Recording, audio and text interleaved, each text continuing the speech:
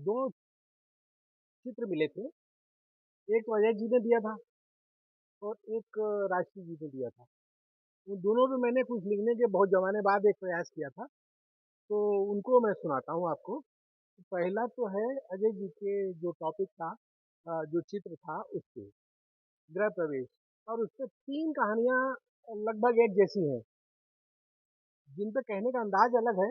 एक कहानी नीति जी ने लिखी थी, एक कहानी मैंने लिखी है और एक कहानी नीलम जी ने लिखी थी। कहानी का थीम एक ही है, कहने का अंदाज खाली डिफरेंट। तो मेरी कहानी को सुनिए।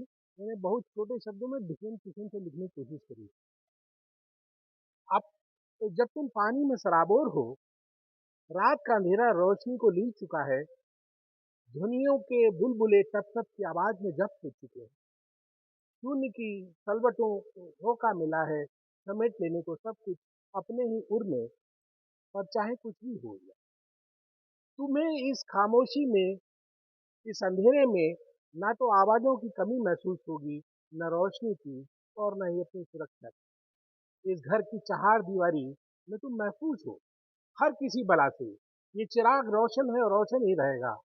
ये तो खुश नसीबी है मेरी, जो तुम्हें मेरी यादें खींच लाई हैं इस दर पे एक बार फिर से। याद है तुम्हें, जब तुम ये कहकर चली गई थी कि तुम्हारा दम घुटता है यहाँ मेरे साथ, और मैंने आज़ादी दे दी थी तुम्हें अपना रास्ता खुद चुनने की। तुम्हें शायद ये विश्वास ना हो, पर मुझे पूर्ण विश्वास था कि एक दिन तुम आओगी, जरूर वापस आओगी। मेरे यकीन को तुमने सजीव कर दिया।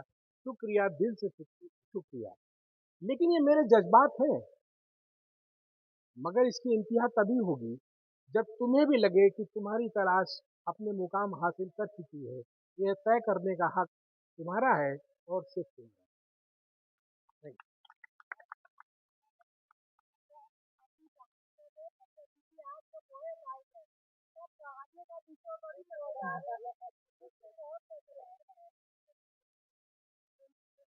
अच्छा, एक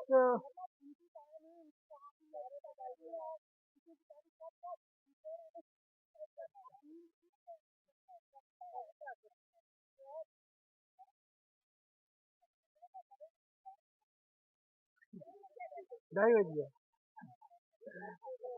अच्छा, तो एक राशि जी ने तस्वीर दी थी और वो सूर्योदय की थी। तो उसमें बहुत सारे रंग थे, लेकिन मैंने उसमें जो रंग पकड़ा वो अलग है। वह खींच जाती है सुनकर ताने उल्हाने अपने और बेगानों के। रश्क होता है पेंटिंग से, पेंटिंग के रंगों से, प्रकृति की अनुपम छटा से, जिसके कण कण में भरे हैं न जाने कितने ही रंग। फिर क्यों उन रंगों से उसे सिर्फ एक ही मिला, जिसे कोई चाहता नहीं, पुकारता नहीं? क्यों हुआ है उसके साथ ये? आज भी याद है बचपन के दिन, जब बुलाते थे उसे कलूटी, काली माई और न जाने क्या क्या। घर के और गली मोहल्ले के लोग करते थे तुलना तारकोल से। कोई बोलता अफ्रीकन लड़की है। सोचो कितना सहा। काली औरतें दुख के आंसू पी कर मजबूत होती हैं, अपनी जंग खुद लड़ने को, समाज में अपना स्थान तलाशने को। बोलने वाले बोलते अब भी हैं, बस सामने बोलने की हिम्मत नहीं है। कहते हैं ना, काजल लगा दो बच्चों को, किसी की नजर नहीं लगती।